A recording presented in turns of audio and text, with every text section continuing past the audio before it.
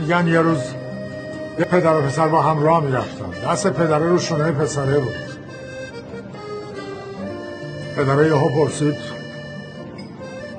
پسر منظورم از تو بیشتره یا تو زورت از من بیشتره؟ پسره نگذاشتن برداشت گفت من خیلی به پدره برخورد، خیلی.